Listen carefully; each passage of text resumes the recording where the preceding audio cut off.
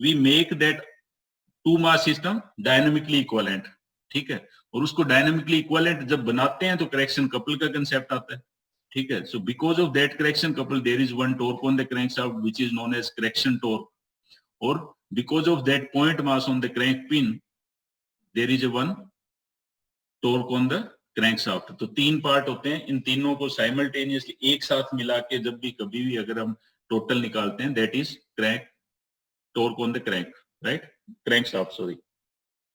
सो वो अभी हम डिस्कस करने वाले हैं कि जो क्रैंकशाफ्ट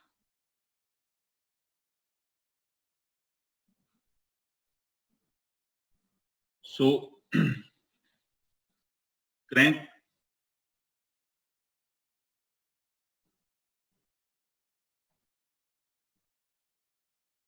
जस्ट 1 मिनट, वो ये हैंग हो रहा है कुछ क्या.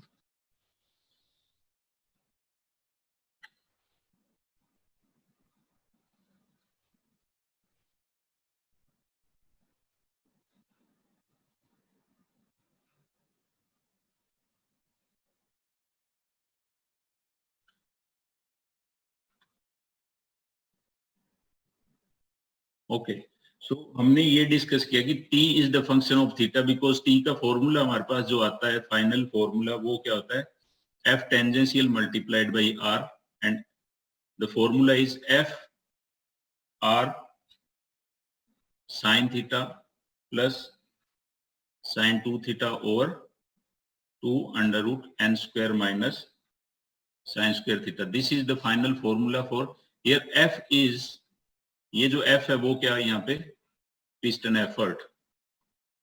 So in the most of the cases आपको जब भी लगेगा कि most of the cases होता है, उसमें क्या होता है, कौन रोड का जब ये डायग्राम ड्रॉ करते हैं तो जो कनेक्टिंग रोड होता है उसके जो इफेक्ट आते हैं उसको नेग्लेक्ट कर दिया जाता है, ठीक है. ये आपको चीज बुक में लिखी हुई मिलेगी. So inertia of the connecting rod is neglected in this formula, but that also can be included, because हमें क्या करना है कि टोटल टी निकालना है, ठीक है. और उस टी में यहाँ पे this T is the torque on the crankshaft is function of theta. So while we are drawing this diagram, turning moment diagram, t versus theta, this diagram is known as turning moment diagram, right? So अब इसमें होता क्या है कि ये देखिए, जैसे यहाँ से आप स्टार्ट हुए, this is the कोई एक स्ट्रोक है, ठीक है, और अब आपको कोई बोलता है कि this is p, इस जो x एक्सिस होता है इस पे क्या होता है, जो क्रैंक होता है उसका थीटा हम रिप्रेजेंट करते हैं on the x axis. Theta is represented on the x-axis and turning moment represented on the y-axis, right? अब आपको कोई ये बोलता है कि जब P, suppose let's say this is 40 और कोई भी एंगल है, ठीक है, P से लेके Q तक जब क्रैंक रोटेट हुई तो उसने हमारा जो इंजन है, ठीक है, उसने कितना हमें आउटपुट दिया है, उसका वर्क डन क्या होगा. तो वो निकालने के लिए आप क्या करेंगे, बिकॉज जैसे अगर सिंपल फोर्स अगर आप लेते हो तो वर्क डन क्या होता है, force multiplied by displacement. This is the formula for work done. Similarly, while we are talking about the turning or rotary motion, तो वहां work done क्या होता है, T multiplied by theta. T is turning force and theta is angular displacement, right? So this is the formula for work done while we are talking about the turning motion. Okay. So अगर आपको कोई बोलता है कि P से Q तक जब crank rotate हुई तो कितना वर्क किया इंजन ने, so we can find out the area under this curve. तो अगर आपको कोई ये बोलता है तो आप जो ये इतना कर्व है, ठीक है, इसका आप एरिया फाइंड आउट कर सकते हैं, and that area is the work done by engine while crank is turning from P to Q, right? अब आपको कोई बोलता है कि एक जैसे अगर if we are talking about the 2-stroke engine, or sorry 4-stroke engine, right. So 4 stroke का एक जो साइकिल होता है, एक साइकिल में कितने स्ट्रोक होते हैं, 4 स्ट्रोक होते हैं. Already we have discussed. One section, after section there is compression, after compression there is a power stroke, and after power stroke there is exhaust stroke, right. And after exhaust the same thing will get repeated. Okay, so there is one cycle, and within one cycle the crank will rotate by 2 rotation. 2 rotation means 4 pi angle, right. So अगर मैं एक cycle की जब बात करता हूं तो with in one cycle, जैसे यहाँ पे एक साइकिल अगर सपोज हम लेते हैं कि कंप्लीट होता है within 360 degree, right. So this is one cycle. We are talking about turning moment for single cylinder double acting steam engine, right. So इसमें जो वर्क डन होगा विद इन 1 साइकिल, तो वर्क डन क्या होगा, ये जितना भी आपके पास एरिया होगा इसका, इस, ठीक है, this is the area of this curve with under the area under the curve, right? So we can find out the area. Okay, so that area is work done within 1 cycle. Now you can find out the average mean value of this torque. So T mean क्या होता है, area under the curve divided by the angle turned by engine within that one particular cycle, right? So आप जब भी अगर निकालोगे तो इसका complete area निकाल लीजिए, ठीक है, divided by 360 degree और this angle, so that is T mean. T mean की वैल्यू आपको कैसे निकालनी है कि एक साइकिल में जितना एरिया आ रहा है, ठीक है, and divided by that particular angle, so this is T mean. अब T mean का मतलब क्या होता है कि मैं आपको मे भी ये चीजें बुक में नहीं मिलेगी जो अभी बता रहा हूँ, ठीक है, तो आप इसको समझ लीजिए। T mean बहुत इंपॉर्टेंट कंसेप्ट है। T mean क्या होता है कि आवाज आ रही है ना मेरी, सब आप सब लोगों को, ठीक है। अर्शवीर जो भी अनम्यूट है वो कंफर्म कर सकते हैं कि मैं सुन रहा हूं आप लोगों को, राइट, ताकि मुझे पता लग जाए कि जो बोल रहा हूँ वो आप तक पहुंच रही है चीज। यस सर, आ रही है आवाज। राइट, सो टी मीन हम कैसे निकालते हैं, ठीक है, और टी मीन का मतलब क्या, टी मीन निकालना कैसे है, you can find out the area with in 1 cycle, ठीक है, एरिया अंडर द कर्व और divided by that particular angle, ठीक है, एक साइकिल कंप्लीट करने में जितना एंगल क्रैंक टर्न करेगी क्रैंकशाफ्ट, उससे आप डिवाइड कर दी, टी मीन आपके पास आ जाएगा। अब इस टी मीन का मतलब क्या है, ठीक है, लाइक हमारे पास कोई इंजन है, ठीक है, आपने उस पे लोड लगा रखा है, लाइक कोई भी पंप आपने लगा दिया, you are running that pump with the help of engine और by means of engine. So जो पंप जितना टॉर्क चाहिए पंप को रन करने के लिए कंटिन्यूअसली, ठीक है, जो लोड आपने लगा रखा है, अब उस लोड से अगर जो लोड है पर्टिकुलर, उस लोड से इंजन अगर कम पावर प्रोड्यूस करता है, उतना टॉर्क प्रोड्यूस नहीं कर पाता है, तो इंजन क्या हो जाएगा, बंद हो जाएगा, क्योंकि वो चला ही नहीं पाएगा, ठीक है। So this T mean always equal to the resistance, ठीक है, आपने इतना तो इंजन जो पावर वो प्रोड्यूस कर रहा है, टी मीन कंटिन्यूअसली उतना चाहिए। अब यहाँ पे देखिए इसमें कि अगर सपोज फ्रॉम 0 to 180 अगर हम बात करते हैं, 0 to 180, ठीक है, अब 0 to 180 में इंजन ने जो पावर प्रोड्यूस करी वो क्या है, यहाँ पे दिस इज द एरिया, और आप ये कहो कि this is the power produced by engine with while crank turn by 180 degree, ठीक है। अब यहाँ पे जो रेजिस्टेंस, उसको जो आपके पास जो रेजिस्टेंस लगा हुआ है, उसने जो पावर कंज्यूम करी यहाँ पे, वो कितनी होगी, इसके अंडर जितना भी टी मीन के अंडर जो एरिया आ रहा है, ठीक है, this is the power consumed by that particular, this area of this block is power consumed by that particular resistance और लोड, ठीक है। सो अब यहाँ पे क्या है कि यहाँ इंजन इतनी पावर प्रोड्यूस कर रहा है, अगर मैं यहाँ से सिर्फ पी तक की बात करूं तो power produce by engine is this area, ये जो ट्राइंगल से यहाँ कुछ दिख रहा है, ठीक है, so this is the power produce by engine and this total power, अगर मैं इसकी बात करता हूं कि this is the power consumed by that resistance, this is the power consumed by that resistance, ठीक है। ये तो ये वाली जो एक्स्ट्रा है यहाँ पे जो आपके पास ये बच गया, ये जो ये सिर्फ इसकी बात कर रहा हूँ, this is the extra power which is required by resistance but our engine is not giving us, ठीक है, इंजन से नहीं मिल रही है।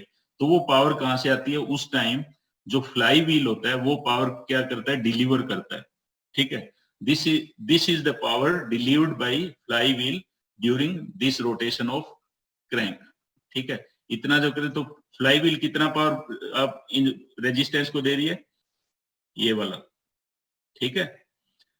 जो रेजिस्टेंस है वो टोटल पावर कितनी कंज्यूम कर रहा है, ये यहाँ पे रेक्टेंगल है पूरा, ठीक है, और इंजन कितनी पावर प्रोड्यूस कर रहा है, ये जो नीचे वाला जो ट्राइंगल यहाँ पे जो मैं अभी हैच कर रहा हूँ, ठीक है।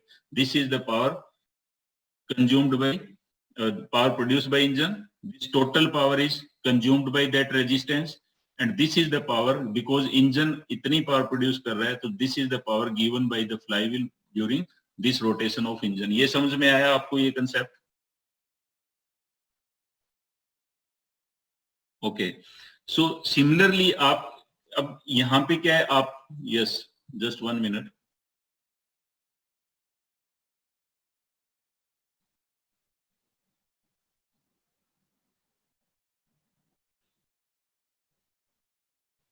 Yes, Supreet and Webo, you can ask.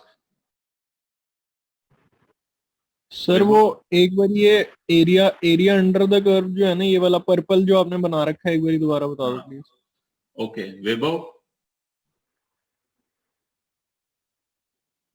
Okay so इसको दोबारा एक बार देख लेते हैं कि क्या यहाँ पे क्या हो रहा है कि area under the curve is work done by engine, right? ये सबको पता है, ये हम समझ में आ गया कि just T multiplied by theta, ठीक है? Area under the curve work done by the engine, ठीक है?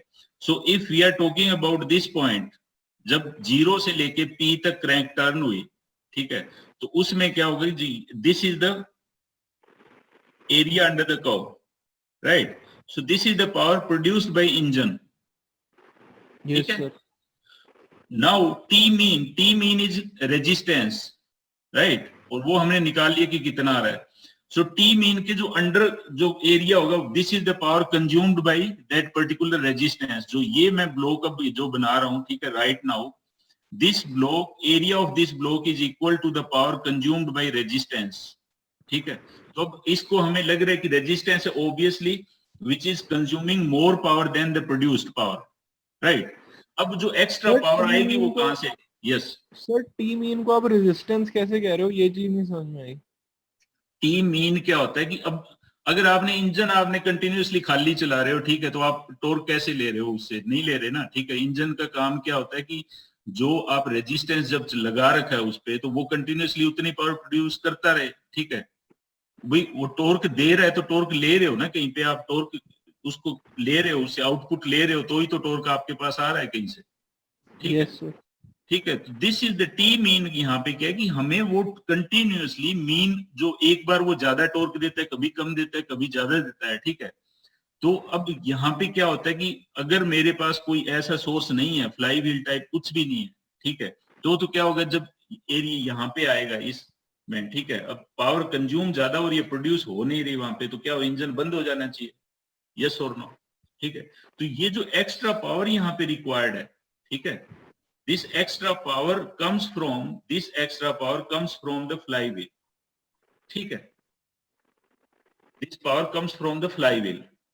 अब यहाँ पे तीन चीजें, ये जो ब्लॉक है उसमें तीन चीजें, एक power produce by engine, area under the curve, एक टी मीन पे जो पावर कंज्यूम हो रही है कंटिन्यूअसली, तो टी मीन के जो अंडर एरिया है वो, ठीक है? अब उसमें कौन सा एरिया ज्यादा है? अगर पावर प्रोड्यूस हो रही है वो ज्यादा है तो फ्लाईव्हील एनर्जी स्टोर कर लेगा, ठीक है? अगर पावर कंज्यूम हो रही है वो ज्यादा है प्रोड्यूस्ड पावर से, तो फ्लाईव्हील एनर्जी डिलीवर कर देगा टू द इंजन. समझ में आई ये चीज आप लोगों को?